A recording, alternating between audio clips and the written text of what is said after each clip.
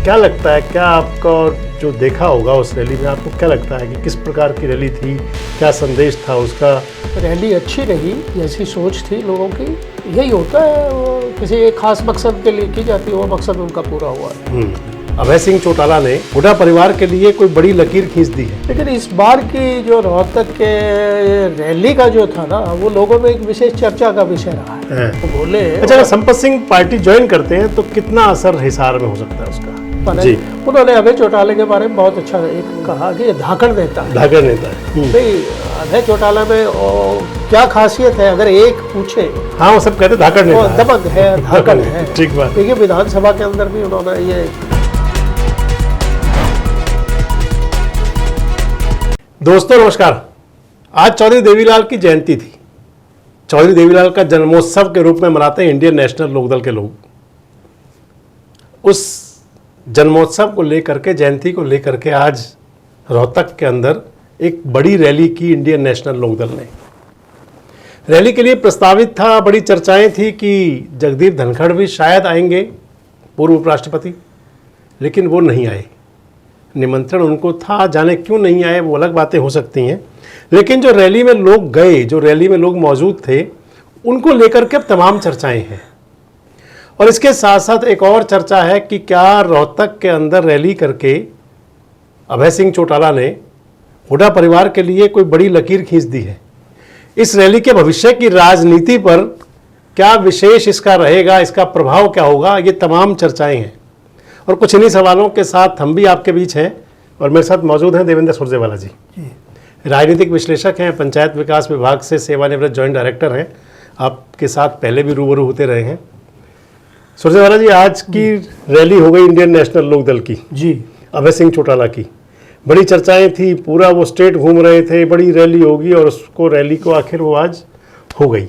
जी, क्या लगता है, क्या आपका जो देखा होगा उस रैली में, आपको क्या लगता है कि किस प्रकार की रैली थी, क्या संदेश था उसका, भीड़ के हिसाब से क्या कितनी सफल थी या असफल थी, क्या था? देखिए इनेलो जो है कुछ देवीलाल के जन्म दिवस पर हमेशा ही रैली करते हैं, शक्ति प्रदर्शन करते हैं। शक्ति प्रदर्शन तो इस बार माना गया। अच्छा, इस बार जरूर ये बात, इस बार शक्ति प्रदर्शन अजय अभय का या हुड्डा परिवार के साथ? अब की बात तो दोनों के साथ ही, लोगों की जो एक वो था ना, कि भी सोच वो यही थी कि देखते हैं क्या होगा। जैसे मैंने कहा ना कि जन्म दिवस तो हमेशा मनाते हैं, और वो कभी करनाल, कभी फतेहाबाद, कभी हिसार या कभी जींद या जगह बदलते रहते हैं।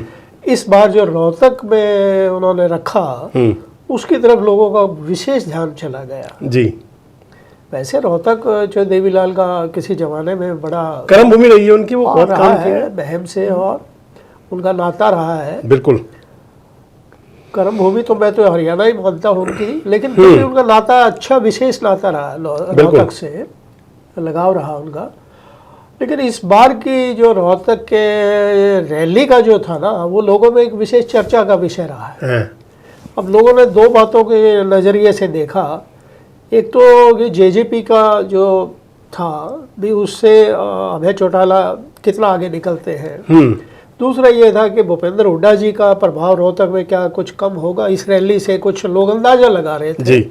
वैसे रैली से कोई अंदाजे नहीं पूरी तरह से लगते। कई बार भीड़ हो जाती है और फिर फैसला कहीं और लेते हैं लोग, लेकिन फिर भी आपने कहा, यहीं जोड़ देता हूँ जी, 1996 का चुनाव था जी, रैली बहुत बड़ी थी इंडियन नेशनल लोकदल की, रोहतक में ही रैली थी, और सरकार चौधरी बंसीलाल की बन गई। लेकिन बंसीलाल जी की भी रैली बहुत कामयाब थी। उनकी भी रोहतक में ही थी। विधानसभा चुनाव से ठीक पहले इनेलो की रैली हो जाए, बड़ी रैली हो जाए, लगा लो फिर सरकार आती नहीं। खैर, अभी चुनाव में बहुत ये तो कई बार होता है। और रैली के बारे में अगर बहुत पुरानी बात करें तो 1964 में जींद में एक उपचुनाव हुआ था। उपचुनाव, जी। हाँ, चौधरी दल सिंह और चौधरी इंदर सिंह शौकत के बीच। जी, दल सिंह जो थे वो कांग्रेस पार्टी की तरफ से थे, और चौधरी इंदर सिंह शौकत जो थे वो आज़ाद उम्मीदवार थे। कम्युनिस्ट थे वैसे शायद वो? नहीं, वो आज़ाद उम्मीदवार के रूप में उन्होंने भरा था। जी, शुरुआत उनकी कांग्रेस से थी, बाद में फिर वो अकाली दल के साथ मिलकर के और पैप्सू में मंत्री भी रहे थे। एनी हाउ, उस वहाँ पे 2 रैली हुई एक दिन में।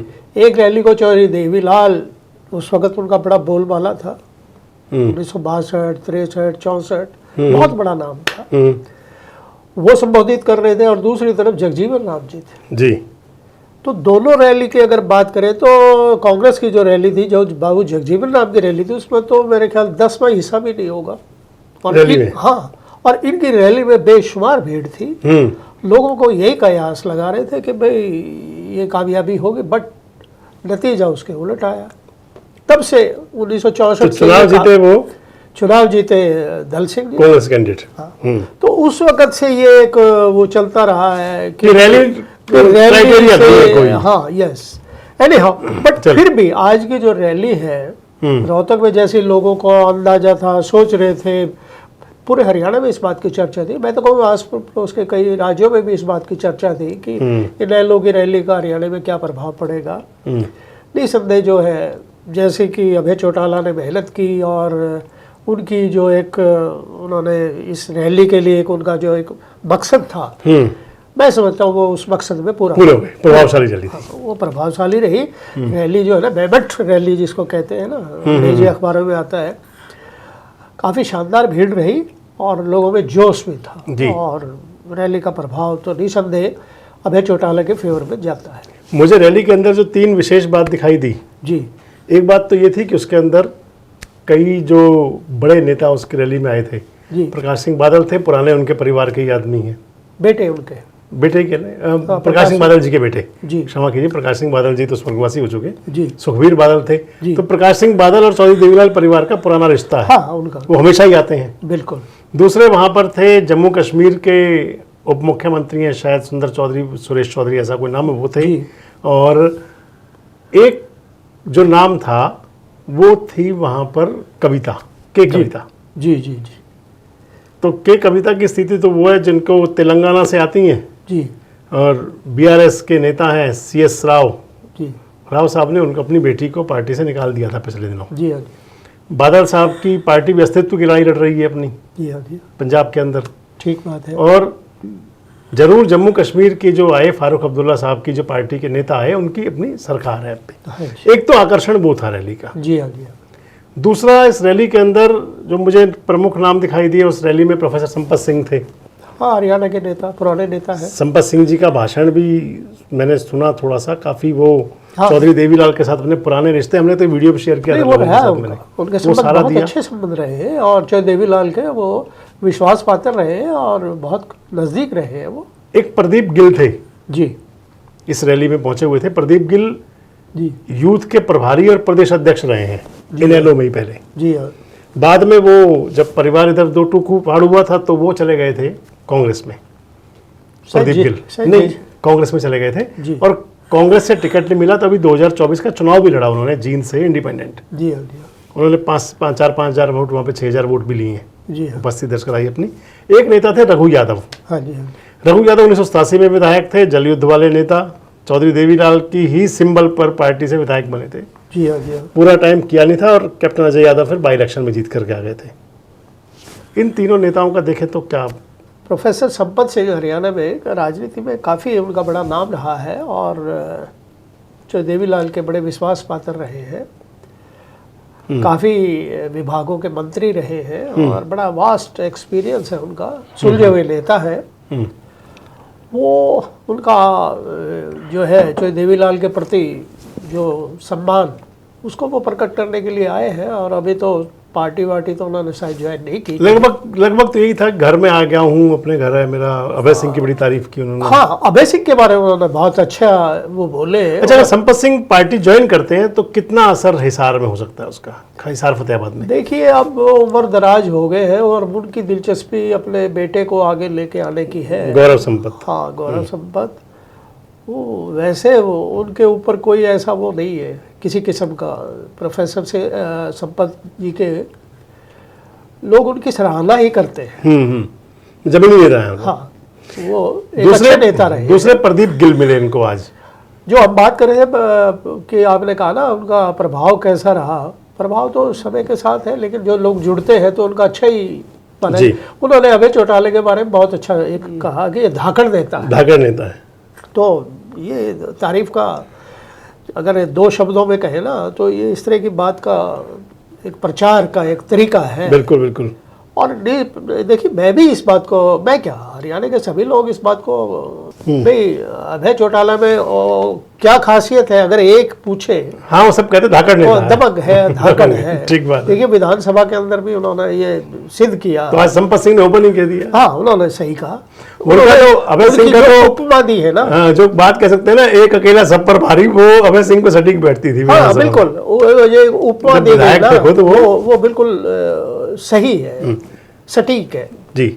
दूसरे प्रदीप गिल मैंने आपको बताया था। प्रदीप गिल जैसे ऐसे तो हरियाणा के अंदर यूथ है नए में। एक चीज और थी जी, जुड़ते हैं, अच्छी बात है। जस्सी पेटवार जो एमएलए है नारनौल के जी, मेरे इनेलो के जो पुराने कार्यकर्ता बहुत पुराने हैं, जींद के, मेरी उनसे बात हो रही थी तो बता रहे थे कि जस्सी पेटवार को भी प्रदीप गिल ने ज्वाइन करवाई थी कांग्रेस। जस्सी पेटवार जो थे वो उस वक्त ये देख करके भाई इनेलो का भविष्य उनको कुछ उज्जवल नहीं लग रहा था और उनको ये लगा कि कांग्रेस का भविष्य है और उस तरफ वो आ गए। कोई ना कोई तो देखिए किसी के साथ लग के आता है। अच्छा रघु यादव का क्या लगता है आपको? रघु यादव जो है, मैं तो एक्सपेक्ट फोर्स कहूँगा, और उन्होंने आज की जो उसमें रैली में जो बातें की वो मुझे कुछ ऐसा नहीं लगता कि वो कोई ऐसी बात हो। कुछ हद तक और अहिरवाल में कोई असर भी उनका लगता है क्या? तो मैंने कहा ना रिस्पेक्ट फोर्स है और उनकी कोई बात को कोई सीरियसली लेता ही नहीं। और आज उन्होंने कुछ कहा भी नहीं कि जी पानी का है और है ये मसले। नेहरू के लिए, नेहरू जी को, अरे नेहरू को कोसने के लिए तो इकट्ठे हुए वो क्या। और फिर ये तो चाइना से भी हमारी गंगा और ब्रह्मपुत्र निकलती है नेपाल से, तो कल को वो बंद कर देंगे। रोक लो ना फिर पानी को। ठीक बात है ना। आप ये कह रहे हो भी पाकिस्तान का पानी रोक दो, नेहरू ने दे दिया, वो बहती है वहां से नदी, वो जाती उधर है, वो निकलती उधर से है। तो अगले इलेक्शन में अगर देखें तो 4 साल हैं पूरे जी हरियाणा के विधानसभा के लिए जी। अगर कहीं कोई परिस्थिति ना बदले, पहले आगे पीछे चुनाव ना हो, 4 साल है। हाँ 4 साल तक इस रैली का इम्पैक्ट रहेगा और या फिर 4 अग्नि परीक्षाएं और होंगी? अभी नहीं, अभी तो बहुत समय है, अभी इस रैली का इतना लंबा समय कहाँ है। हाँ अगर चुनाव महीना 2 महीने में होता फिर तो इस बात का थोड़ा बहुत फायदा हो सकता था। जैसे हमने शुरू में कहा रैलियों में भीड़ जुड़ जाती है जी। अब देखिए 1977 में इमरजेंसी के बाद इंदिरा जी की रैली मैंने खुद देखी हिसार में, जबरदस्त रैली, जबरदस्त भीड़, लेकिन नतीजा हिसार में रैली थी। हाँ इंदिरा जी की। हाँ इमरजेंसी के बाद में, इमरजेंसी के बाद जो चुनाव आया ना 1977 का, हाँ। हिसार के जो ओल्ड एमपी कौन बने थे उस समय? फिर चौधरी सिंह शोकम, विपक्ष से, हाँ जनता पार्टी से। हरियाणा में सारे बने थे, हरियाणा सारे कांग्रेस से हार गई थी। जसवंत सिंह खांडा कांग्रेस की टिकट से लड़ रहे थे और इंदर सिंह शोकम जी जनता पार्टी की तरफ से। तो यानी कि मूल संदेश है ये कि रैली से